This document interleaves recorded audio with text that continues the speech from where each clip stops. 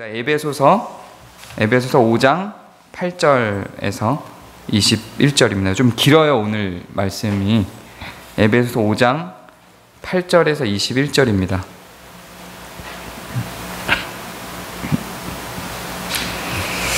좀 길기 때문에 교독을 하겠습니다. 저 혼자 읽으면 좀 지칠 것 같아서 5장 8절에서 21절입니다.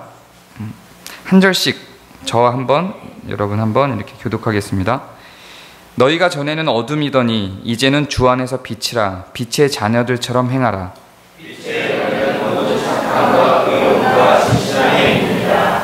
주를 기쁘시게 할 것이 무엇인가 시험하여 보라.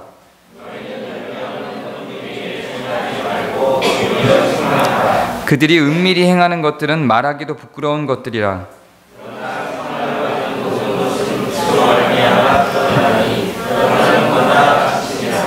그러므로 이르시기를 잠자는 자여 깨어서 죽은 자들 가운데서 일어나라.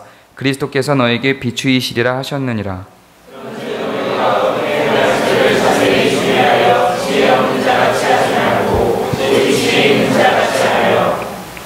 세월을 아끼라. 때가 악하니라.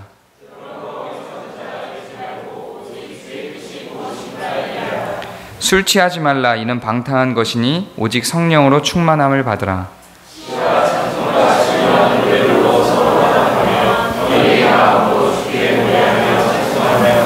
범사에 우리 주 예수 그리스도의 이름으로 항상 아버지 하나님께 감사하며 그리스도를 경외함으로 피차 복종하라. 아멘.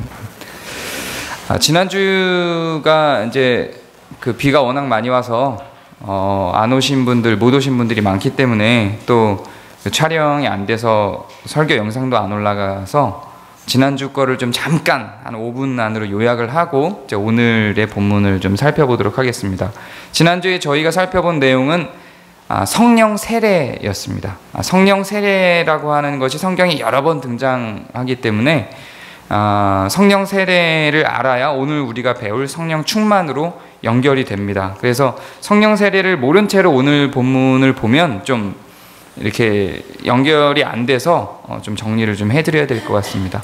세례라고 하는 것이 무엇이냐를 성령 세례를 알기 전에 먼저 좀 인지를 해야 합니다. 우리가 신앙 안으로 들어올 때 늘 세례를 받는데 과연 세례는 무엇일까? 보통 세례가 제가 어릴 때부터 많이 들어오고 실제로 우리가 사용하는 신앙 고백서도 보면 세례라고 하는 게 깨끗해진다 라는 의미로 많이 배우는데 원래 세례라는 의미를 담고 있는 헬라어인 밥티조는 깨끗해지다라는 의미가 아니라 잠기다, 흡수되다, 동일화되다 이런 뜻입니다. 그래서 성령 세례라고 하는 것은 내가 성령께 잠긴다 이런 뜻이 되는 거예요. 내가 성령께 흡수된다. 그리고 내가 성령과 동일화된다 이런 뜻이 되는 겁니다. 그러니까 성령과 하나 되는 그런 느낌을 주는 게 성령 세례입니다. 이 성령 세례에 대해서 교계에서 세 개의 주장이 있어요. 근데 첫 번째 주장은 뭐냐면 이 성령 세례라고 하는 것은 지속적이고 반복적으로 계속 있다 이런 주장입니다. 계속 반복적으로 있기 때문에 사람은 살면서 수차례 수십 차례 성령 세례를 계속 받는다. 늘 성령이 내게 와서 우리가 죄인이기 때문에 성령께 잠긴 채로 늘 살아갈 수 없으니까 성령께 잠기는 현상이 지속적으로 계속 반복되어야 한다 이런 주장입니다. 이것도 옳은 주장이고 성경에 충분히 근거가 있다고 했습니다. 그런데 조금의 문제가 있다면 무엇이냐면 그럼 성령이 우리 가운데 잠겼다 안 잠겼다 이러시는 분인가? 우리의 어떠함에 따라서 성령이 왔다 갔다 하시는 분인가? 이런 해결되지 못하는 문제가 좀 있어요. 그리고 사람 쪽에서 생각해 볼 때는 성령 세례를 받기 위해서 뭔가 지속적으로 성령 세례를 받고 있는 상태인지를 신앙생활 가운데 계속 확인을 해야 되는 거예요. 오늘은 성령 세례를 받았나? 내일은 받았나? 계속 이렇게 확인을 해야 되죠. 그런데 여러분이 살아보셔서 알지만 우리가 그걸 지속적으로 늘 확인하고 살 수는 없어요. 현상적으로. 그러면 저 같은 경우는 성령 세례를 확인하는 그 기준이 뭔지는 모르지만 성령 세례를 나는 늘 없이 살아가나?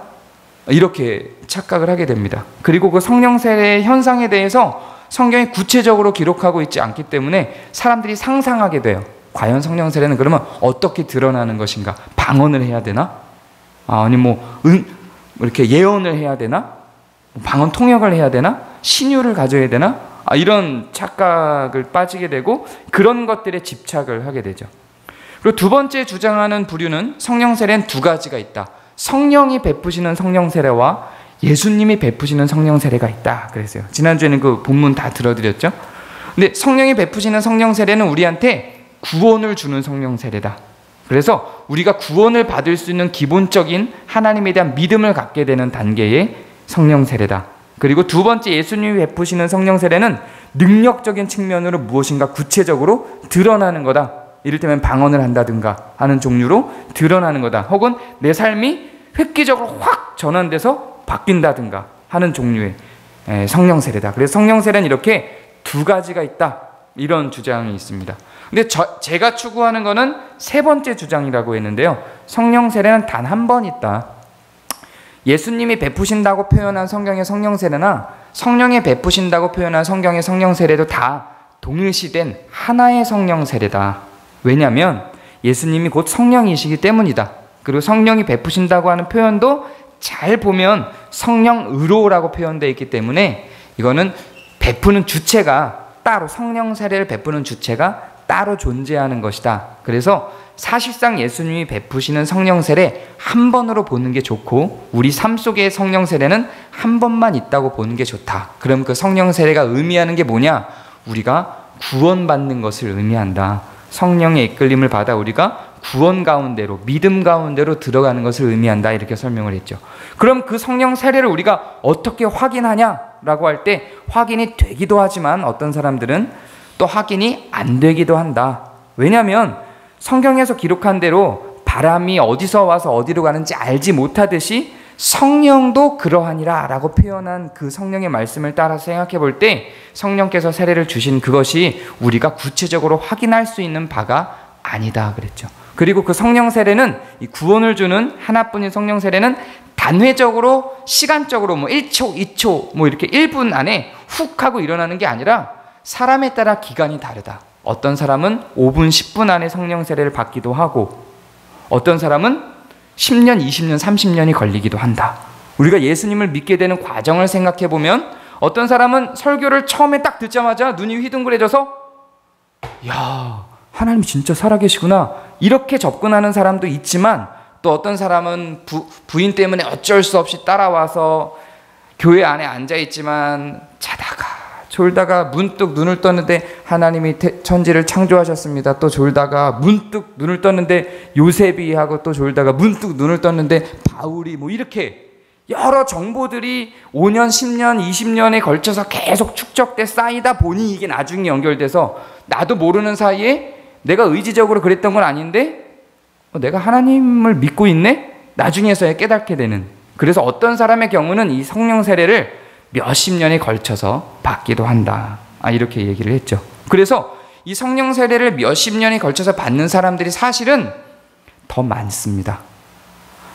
한 번에 훅 하고 한 번에 설교를 딱 듣자마자 하나님이 살아계시네 이러는 사람보다 5년, 10년, 20년에 걸쳐서 의심했다가 다시 확인했다가 의심했다가 다시 확인했다가 이러면서 수십 년에 걸쳐서 하나님을 믿게 되는 서서히 성령께 잠겨가게 되는 사람들이 훨씬 더 많다. 그래서 성령 세례는 단회적으로 회차로 본다면 단회적인데 일시적으로 1분, 2분 안에 훅 하고 받아지는 게 아니라 긴 기간에 받게 되는 경우가 훨씬 더 많다. 이렇게 설명했죠. 여기까지가 지난주 설교에 대한 요약이었습니다. 내용은 이게 다예요. 근데 여기에 예도 좀 들고 요절도 많이 확인을 하고 이런 과정들이 있었습니다.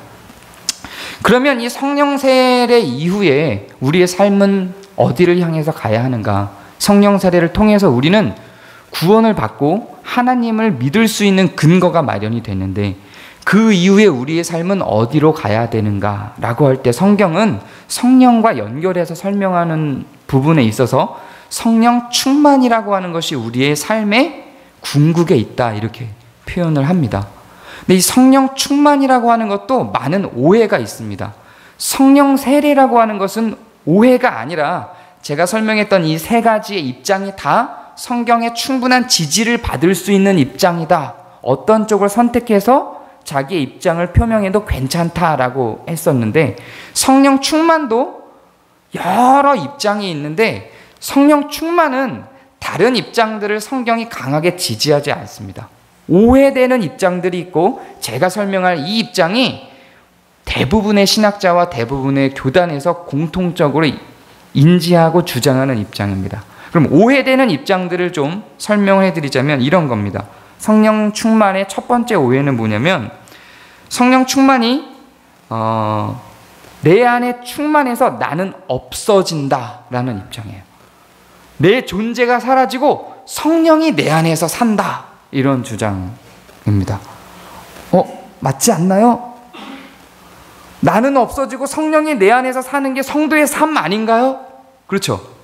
이게 맞잖아요. 나란 존재가 없어지고 성령이 나를 이끌어서 성령께서 인도하시는 대로 살아가는 삶이 진짜 삶 아닌가요? 이 표현이 성경에도 나와요.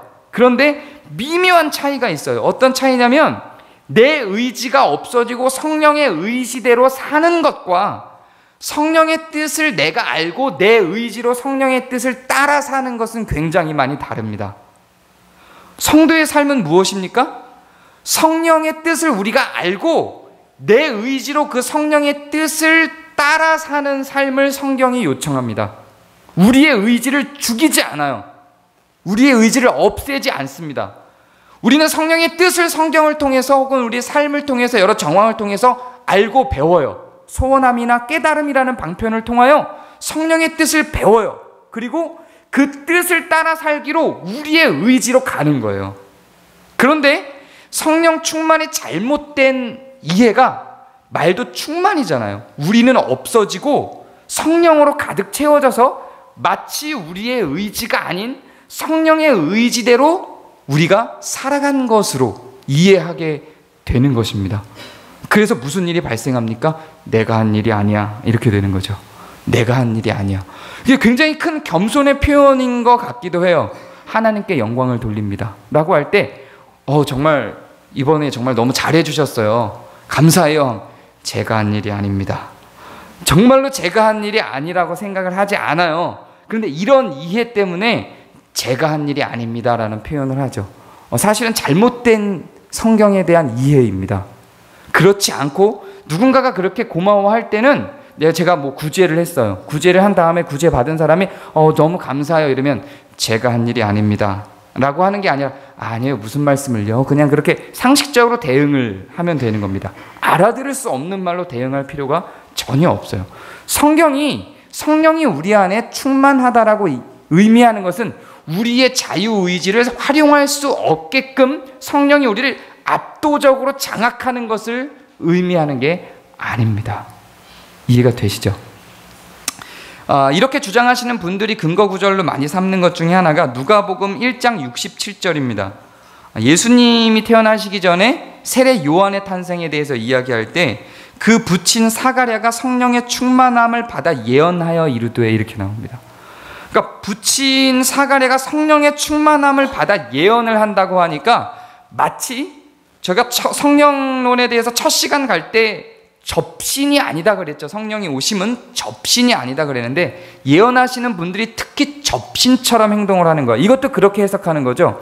사가랴가 자기의 의지는 없어지고 성령이 충만해지니까 성령이 나를 장악해서 나한테 접신이 돼서 성령이 내 입을 빌어 예언하는 것처럼 이해를 하는 거예요. 하고 들어오셨어요. 훅 들어오셔서 막 예언을 하는 것처럼 이야기를 하는 거죠. 그런데 이 본문을 잘 보면 전혀 그런 의미가 아니에요. 누가복음 1장 67절 이유를 제가 조금만 한번 읽어드릴게요.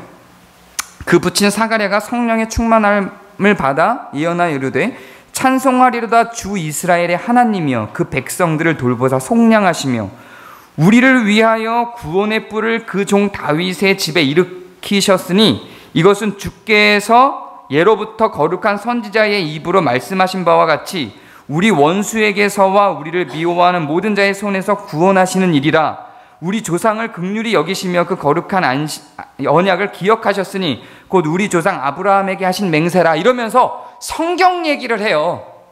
쭉 예언이라고 했으면 옛날 얘기하는 게 아니고 내일 얘기를 해야 되잖아요. 사가랴가 성령의 충만함을 받아 예언하여 이르되 내일 시험에 합격할 거야. 뭐 이렇게 가야 되는 걸로 이해를 하는데, 사가랴가 성령의 충만함을 받아 예언하여 이르되라고 해놓고 계속 하는 말이 하나님께서 옛적에 언약하신 대로 아브라함에게 주신 그 언약대로 이렇게 하면서 성경에 있는 말씀을 하는 거예요. 성경에 등장하는 대부분의 예언이라고 하는 말은 설교를 의미합니다. 복음을 전하는 것을 의미해요. 근데 그걸 왜 예언이라고 하느냐? 앞으로 벌어질 일들을 이야기하는 것, 과거에 전하여진 일을 토대로 앞으로 벌어질 일들을 이야기하는 것, 우리가 어떻게 살아가야 될지를 이야기하는 것이 설교예요. 영어로 preaching입니다. pre가 먼저라는 의미고 칭이 teaching이에요. 먼저 가르쳐주는 거예요. 이게 설교거든요. 예언이라고 언급되어 있는 성경의 대부분의 것들은 우리가 인지하는 것처럼 접신된 상태로 훅 바뀌어서 성령의 충만함을 입어라는 표현이 접신된 상태로 우리의 의지를 죽이고 성령이 우리의 의지를 장악하여 우리는 알지 못하는 어떤 말을 하게 만드는 게 아니라 지금 사가랴가 예언하는 것처럼 성경의 이야기를 풀어 설명하여 우리가 어떻게 살아가게 될지를 설명해 주는 것, 설교를 예언이라고 표현을 한 겁니다. 성령의 충만함을 받아 말씀을 전하고 있는 사가랴를 이야기하고 있는 것이에요. 우리의 의지가 없어지지 않았어요. 사가랴의 의지가 없어진 게 아니라 성령의 충만함을 받아 사가랴가 이미 알고 있는 구약의 그 말씀들을 깨달아 그것을 전달하여 주는 내용을 설명하고 있는 겁니다. 이게 첫 번째 잘못된 오해예요. 성령 충만이라고 하는 건 우리를 죽이고 성령이 우리의 의지를 죽이고 그분의 의지만이 우리 삶 속에 우리의 영 속에 남아있는 걸 이야기하는 것이 아닙니다. 그 두 번째 오해가 있어요. 이 두 번째 오해는 성령이 우리의 자아를 완전히 죽이고 그분의 의지가 우리에게 들어온 것에 완전히 반대로 우리가 성령의 능력을 갖다 쓰는 걸 의미하는 형태입니다. 사도행전 2장 4절을 보면 그들이 다 성령의 충만함을 받고 성령의 말하게 하심을 따라 다른 언어로 말하기를 시작하니라, 이렇게 해요. 성령의 충만함을 받고 다른 언어, 옛날 성경에는 난곳 방언이라고 되어 있죠. 방언을 하는 거예요. 성령의 충만함을 받아 막 방언을 하는 형태를 성령 충만의 결과는 방언이다 이렇게 주장을 하는 거죠. 근데 여기서 이제는 번역을 달리해서 방언을 다른 언어라고 번역을 다시 했죠. 이게 맞는 겁니다. 방언이 아니라 이때 현상은 다른 언어예요. 우리가 기도할 때 하는 그런 랄랄랄라 하는 방언이 아니라 막 아랍어를 하는 거죠. 좋겠죠. 그리스어 막 하는 거고요. 막 영어 안 배웠는데 막 하고 이런 걸 얘기하는 거예요. 이건 언제 벌어진 일이냐면 오순절 때 벌어진 일입니다. 오순절의 그 역사, 이 역사가 단회적이냐 일반화된 연속성에 있느냐에 대한 문제는 전에 우리가 다뤘죠. 오순절 때 있었던 이 난곳 방언으로 설교를 하고 각자 자기의 난곳 방언으로 알아듣는 이 역사가 단회적이었나요? 연속적이었나요? 그때 제가 증명하기를 단회적이다 이렇게 증명을 했습니다. 이건 단회적인 사건이에요. 일반화돼서 우리에게로 들어올 수 있는 일이 아니라 이때 오순절날 특별하게 베풀어졌던 은혜입니다. 모든 사람들에게 일반적으로 이 은혜가 지금 시대까지 혹은 이 시대였다 할지라도 모든 사람에게 동일하게 적용시킬 수 있는 방법론을 제시할 수 있는 그런 일반화되는 사건이 아니라 이때만 잠깐 이 사람들에게만 특별하게 내려졌던 은혜인 겁니다. 그렇기 때문에 이것도 우리가 알고 있는 우리가 추구해야 되는 성령 충만의 모습이라고 볼 수가 없어요. 그리고 그때 성령의 은사에 대해서도 분명히 말씀드리기를 성령의 은사는 그냥 어떤 방법이나 원리가 있는 게 아니라 그냥 선물로 뚝 주어지는 거라고 했죠. 성령 충만의 원리로 그 은사가 자연스럽게 모든 성령 충만에 이르는 자들이 받는 것이 아닙니다. 그래서 이 원리대로 가서 어떤 교회는 가면은 반드시 방언을 받아야 되는 그런 교회들이 있어요. 많이 있습니다. 막 원고에 없는데 막 근질근질해요. 저기 그 연세 무슨 교회? 뭐 중앙교회인가? 뭐 그래요. 예. 거기에 그 수련회 홍보 영상이 막 인터넷에서, 저도 이제 관계자들이 목사님들이 많다 보니까 그거를 저한테 보내주시는 분들이 굉장히 많아요. 보면은 이 수련회 홍보 영상인데 내용이 수련회를 가서 방언을 받은 사람의 스토리. 수련회 가는 이유는 방언받기 위해 가는 걸로 이렇게 꾸며냅니다. 이런 계열에 있는 분들이 바로 이 주장을 하는 거예요. 성령 충만이란 곧 방언을 이끌어낸다. 이렇게 가는 거죠. 그럼 우리 교회는 충만한 사람이 아무도 없는 거예요. 그리고 성경이 다른 본문에서도 이것을 지지하는가? 전혀 그렇지 않습니다. 성령 충만에 대해서 현상이 아니라 방법과 구조를 설명한 본문은 성경 전체에 한 군데밖에 없어요. 성령 충만을 받은 사람에 대한 이야기는 많이 나와요. 스데반 집사도 빌립도 성령 충만을 받아서 어떠어떠했다라고 많이 등장합니다. 그런데 성령 충만이 무엇이며 이것을 어떻게 받는가에 대해서 설명한 본문은 딱 한 군데밖에 없습니다. 그게 오늘 우리가 읽은 에베소서 5장이에요. 그러면 일반화될 수 있는 성령 충만은 과연 무엇일까요? 무엇을 보고 우리가 성령 충만이라고 이야기를 할까요? 오늘 우리가 읽은 본문 8절을 보면 어둠과 빛을 대비시킵니다. 어둠과 빛을 대비시키고 8절 이전에는 어둠에 대해서 쭉 설명을 했고요. 8절 이후는 빛에 대해서 쭉 설명을 합니다. 8절 이전에 어둠에 대해서 설명한 내용 중에는 이런 것들이 있습니다. 음행, 탐욕, 어리석은 말, 희롱의 말, 헛된 말, 우상숭배, 이런 걸 어둠으로 분류를 합니다. 그리고 빛에 속하는 걸 8절 이후에 쭉 나열하면서 분류를 하죠. 착함, 의로움, 진실함, 주를 기쁘게 하는 것, 어두움에 있는 것을 책망하는 것, 지혜 있는 것, 주의 뜻이 무엇인가를 이해하는 것, 이것이 빛에 속한 것들이에요. 이렇게 어둠에 속한 것과 빛에 속한 것들을 쭉 나열을 하고 5장 18절을 보면 술 취하지 말라 이는 방탕한 것이니 오직 성령으로 충만함을 받으라라고 하며 두 개를 딱 나열해서 정리를 합니다. 한쪽은 즉 어둠에 속한 것은 방탕한 것으로 분류를 해요. 술 취함이라고 하는 것은 그 어둠에 속한 것들을 대표하는 진입로에 있는 어떤 속성이에요. 술 취한 자들이 음탕하고 술 취한 자들이 어리석은 말을 하고 희롱의 말을 하고, 이것은 모든 사람들이 그러하다라고 하는 전제라기보다 지금도 마찬가지지만 그 시대에도 동일하게 술 취한 자들이 주로 이러하죠. 술 취한 자들이 희롱하죠. 예쁜데 이거를 하죠. 술 안 취하고 그거 하기가 쉽지 않죠. 안 취하고 그걸 해보신 분들이 혹시 굉장한 용기십니다. 안 취하고 예쁜데 이러고 굉장한 용기가 필요합니다. 어리석은 말과 또 음탕하죠. 이런 것들이 술 취한 사람들이 갖게 된 어떤 대비되는 대표성이에요. 그것을 방탕이라는 말로 설명을 한 거고요. 그래서 어둠에 소속된 일들에 대한 표현을 방탕이라고 하는 것으로 대비를 했고요. 그 다음에 빛이라고 설명되어 있는 거기에 소속되어 있는 내용을 성령 충만이라고 설명을 해놓은 겁니다. 이렇게 보면 성령 충만이 뭔지를 확인할 수 있어요. 뭐가 성령 충만입니까? 성령 충만하기 위해서는 무엇을 하라고 오늘의 본문이 이야기하고 있어요? 성령 충만하기 위해서 착하라는 겁니다. 의로우라고요. 진실하라고 하고요. 주를 기쁘게 하라고. 어둠에 있는 것을 나쁜 짓 하는 걸 책망하라고요. 지혜 있게 살으라고요. 그리고 주님의 뜻이 무엇인가를 분별하고 이해하라고요. 이게 성령 충만을 위해서 달려가는 행동들이에요. 혹자들은 어떤 분들은 이렇게 설명해요. 이런 모습들이 성령 충만한 자들이 자연스럽게 갖게 되는 모습이다. 성령이 충만하면 이런 모습이 자연스럽게 나온다. 이렇게 이야기하기도 합니다. 그러나 그렇지 않아요. 순서가 바뀌었습니다.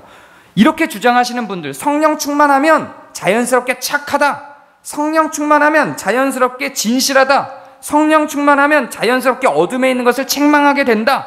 그러니까 먼저 성령 충만해라. 그럼 어떻게 성령 충만하냐? 기도해라. 찬양해라.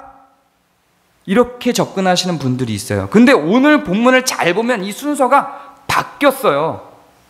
8절을 보면 빛의 자녀들처럼 행하라라고 나옵니다. 빛의 자녀들처럼 행하라라고 말한 다음에 그 다음에 나오는 내용들을 다 보면 우리 보고 다 하라는 이야기예요. 전부 하라고 해요. 책망하라, 참여하라, 이렇게 전부 다 뭔가를 하라라고 우리에게 지시하는 내용들로 갑니다. 이것들이 우리가 행동해야 될 규범들인 거예요. 우리가 착해야 성령 충만해지는 겁니다. 우리가 의로워야, 진실해야 성령 충만으로 가는 길이에요.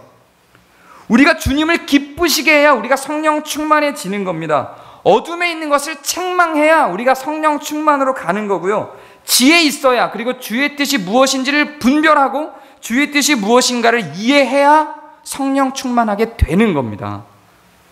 그러면 성령 충만해진 다음에 나타나는 현상이 무엇이냐? 성령 충만과 동일선상에서 언급되고 있는 게 18절 이후예요. 시와 찬송과 신령한 노래들로 서로 화답하며 마음으로 주께 노래하며 찬송합니다. 그리스도의 이름으로 항상 아버지 하나님께 감사합니다. 이게 다 성령 충만과 동일시돼서 표현되고 있는 거예요. 병렬 구조예요. 18절, 19절, 20절이 병렬 구조로 나오는 거예요. 18절 이전의 말씀들이 행동하도록 하는 조건들인 거고요. 18절 이후가 병렬 구조인 거예요. 지금 개역개정이 좀 몽롱하면, 애매하면 그러니까 쉬운 성경으로 보면 이 부분이, 혹은 영어로 보면 이 부분이 더 명료해집니다. 18절 2절까지가 조건이고요. 18, 19, 20절이 병렬 구조로 같은 이야기를 하는 겁니다. 우리가 착하게 살고 진실하게 살고 악한 것들을 분별하여 책망하고 지혜롭고 하나님을 기쁘시게 하고 하나님의 뜻을 이해하고 분별해내면, 그렇게 우리가 달려가면 우리는 성령 충만해져서 자연스럽게 하나님께 감사하게 되는 거예요. 하나님을 자연스럽게 찬양하게 되는 겁니다. 찬양을 막 하면, 억지로 막 강제로 찬양을 막 하면 성령 충만해지는 게 아니고요. 순서가 많이 바뀌었죠. 찬양은 강제로 하는 게 아닙니다. 찬양 안 하면 혼나는 종류가 아니에요. 감사는 강제로 하는 게 아니에요. 감사를 억지로 하게끔 요청하는 게 아닙니다. 내 삶에 감사한 게 없는데 감사하십시오. 입으로 10번 반복합니다. 감사합니다. 자, 따라해 보십시오. 많이 보신 현장 아닌가요? 그렇게 감사하는 게 아니라 우리가 이렇게 살았을 때, 악을 분별하고 착하고 의롭고 지혜로우며 하나님을 기쁘시게 하는 삶을 살았을 때 내 삶에 피어나는 열매와 꽃들을 보고 우리가 자연스럽게 하나님께 감사하게 되고 찬양이 자연스럽게 나오는 겁니다. 그것이 오늘 본문이 이야기하고 있는 거예요. 우리는 성령 충만하기 위해서 우리의 행동들을 바꾸고 달려가야 됩니다. 예배로 충분하지 않아요. 아니, 이거는 예배의 전부가 아닙니다. 제가 저희 주보에 나와 있는, 제가 요즘에 입에 침 마르게 계속 떠들고 있는 1세기 교회 예배 이야기에 이게 나와요. 구제를 예배라 그래요. 그 삶을 다 그냥 예배라 그래요. 예배 시작했나요? 라고 누가 들어오면서 물어보니까 당신은 이미 예배하고 있죠. 라고 대답을 하는 겁니다. 이게 예배예요. 착하게 사는 게, 지혜롭게 사는 게, 하나님을 기쁘시게 하며 살고 악을 분별하여 책망하는 게, 진실하는 게, 이게 예배라고요. 그리고 이렇게 가는 게 우리로 하여금 성령이 우리를 뒤덮게, 성령을 우리를 충만하게 만드는 겁니다. 성령 충만은 이렇듯 개인에서 끝나지 않고 공동체로 흘러갑니다. 오늘 우리가 읽은 에베소서 5장, 우리는 21절까지 읽었지만 너무 길어서 22절 이후를 보면 교회에 대해서 이야기를 해요. 공동체에 대한 이야기로 쭉 끌고 갑니다. 개인이 성령 충만을 받은 그 충만이 어디로 흘러가냐면 공동체로 흘러가서 교회와 그리스도의 비밀에 대해서 언급을 합니다. 아예 에베소서 이 이야기가 시작되는 에베소서 1장으로 돌아가면, 먼저 지금 그 이후 30절, 31절, 32절을 제가 읽어드릴게요. 그 성령 충만에 대해서 이야기하고 그 뒤에 어떻게 진행을 하냐면 우리는 그 몸의 지체임이라. 그러므로 사람이 부모를 떠나 그의 아내와 합하여 그 둘이 한 육체가 될지니 이 비밀이 크도다. 나는 그리스도와 교회에 대하여 말하노라. 성령 충만에 대해서 말하고 부부를 이야기해요. 그 부부관계 맺어지는 관계를 성령 충만으로 묘사를 합니다. 그리고 그것을 그 부부관계를 그리스도와 교회의 관계라고 하면서 공동체에 끼쳐진 충만함으로 이해를 합니다. 그리고 이 에베소서가 출발했던 출발 지점, 에베소서 1장으로 돌아가면 1장 23절에 교회는 그의 몸이니 만물 안에서 만물을 충만하게 하시는 이의 충만함이니라 이렇게 시작이 된 거예요. 에베소서라는 것 자체가, 이 책 자체가. 성령 충만이라고 하는 것은 나 한 명이 착하게 살고 나 한 명이 분별하고 악을 책망하고 나 한 명이 지혜롭고 나 한 명이 하나님을 기쁘게 하고 나 한 명이 진실한 것에서 끝나는 게 아니라 진짜 성령 충만은 원래 충만이라고 하는 말 자체가 가득 차다가 아니라 흘러 넘치다라는 의미입니다. 흘러 넘쳐서 우리나라 말의 충만을 의미하는 게 아니에요. 원어를 얘기하는 거예요. 우리나라 말로 번역이 충만으로 되어 있지만 가득 차다가 아니라 넘치다라는 의미예요. 이렇게 넘쳐서 공동체 안으로 가는 거예요. 그래서 공동체도 충만해지는 거예요. 함께 무엇으로? 이것으로. 착함으로, 진실함으로, 악을 판별해서 책망하는 것으로, 지혜로움으로, 하나님을 기쁘게 하시는 것으로, 하나님의 뜻을 이해하고 분별해내는 것으로, 그렇게 공동체가 또 함께 달려가서 공동체 전체가 충만함에 이르는 데까지 가는 겁니다. 우리가 갖고 있는 생활 속에 우리는 얼마든지 성령의 세례를 확인하고 또한 성령 충만함을 누릴 수 있습니다. 우리가 누리는 성령 충만함은 우리 안에서 찾아볼 수 없는 외부에서 들어오는 어떤 괴기스럽거나 괴리 넘치는 우리 안에서 나오는 것이 아니라 반드시 외부에서 와야 되는 어떤 것들, 방언이나 신유와 같은 능력들을 의미하는 것이 아닙니다. 성령 충만은 모두 여러분 안에 다 이미 존재하고 있으나 우리의 악이 어둠이라고 표현된 오늘의 본문이 이야기하고 있는 그것들이 다 그것을 짓눌러서 변질시켜서 음탕으로, 방탕으로, 욕심으로 바꿔내고 있는 것들을 다시 성령으로 회복하여 다시 그 모든 방탕과 음탕과 욕심을 지혜와 기쁨과 진실로 채워내는 것입니다. 그것이 성령 충만입니다. 여러분들은 여러분들도 모르지만 성령 충만을 향해서 달려가고 있었을지도 모릅니다. 혹은 여러분들은 우리가 성령 충만이라고 말할 때 기대했던 뒷골에서 등 위에서부터 올라오는 짜릿한 어떤 뜨거움 같은 것들이 있지 않은 채로 어떤 사람은 성령 충만하게 살아가고 있는 분들도 있습니다. 지금은 티가 나지 않지만 성령 충만하다고 해서 여기서 막 불이 활활 타오르고 있지 않지만 어떤 사람은 이 자리에 함께 앉아있지만 성령 충만한 사람들이 분명히 있습니다. 그래서 착하게 한 주를 살아서 지혜롭게 하나님을 기쁘시게 하며 진실되게 살아서 하나님께 감사로 넘쳐 이 안에 와 계신 분들이 분명히 있습니다. 그런 분들을 보고 성령 충만하다고 이야기합니다. 그리고 이 성령 충만을 어떤 조건으로 성경이 활용하냐면 집사와 장로를 뽑는 조건으로 성령 충만을 활용합니다. 그래서 초대교회 때 7 집사를 뽑을 때 어떤 사람을 뽑으라고 말합니까? 성령 충만한 사람을 뽑아라 이렇게 이야기합니다. 그리고 성령 충만한 사람 7을 뽑습니다. 그 사람들이 어떻게 그 7사람이 7 집사가 성령 충만한 걸 알았을까요? 그 성령 충만한 사람들은 불덩이를 뒤에 달고 다녔을까요? 그렇지 않았을 거라고요. 성령 충만한 사람들은 막 방언으로 기도했을까요? 그렇지 않았을까요? 그 7사람들은 뭘 했죠? 교회의 재정을 다뤘어요. 그 7사람들이 구제를 했어요. 불쌍한 사람들에게 돈을 나눠줬어요. 성령 충만한 사람, 즉 착하고 지혜로우며 하나님의 뜻을 알고 진실한 사람들이 집사를 하는 게 맞는 거예요. 성령 충만한 사람들이 집사를 하는 게 맞는 거죠. 왜냐하면 돈을 다루고 그 돈을 사용해야 되는 사람들이었으니까요. 그래서 은사를 가진 사람을 요청한 게 아니라 방언을 하는 사람을 집사로 세우라고 요청한 게 아니라 신유를 가져서 사람 병 고치는 사람을 집사로 임명하라고 요청한 게 아니라 성경이 성령 충만한 사람을 뽑아라라고 집사로서 요청을 한 이유가 정직하고 진실해야 되기 때문에 그랬던 겁니다. 성령 충만에 대한 개념은 이미 초대교회 때는 제가 설교한 이대로 당연하게 이해를 했어요. 성령 충만한 사람 그러면 진실된 사람, 지혜로운 사람, 분별력 있는 사람, 성실한 사람으로 다 이해를 했던 겁니다. 지금 우리가 갖고 있는 이 이해, 성령 충만한 사람 그러면 방언하는 사람, 뭔가 뜨거운 사람, 뭔가 신유가 있어서 병을 고치는 사람으로 이해되는 것이 잘못된 이해고 변질된 것이고 어떤 학자도 교회 역사 속에서도 존재하지 않았던 이해입니다.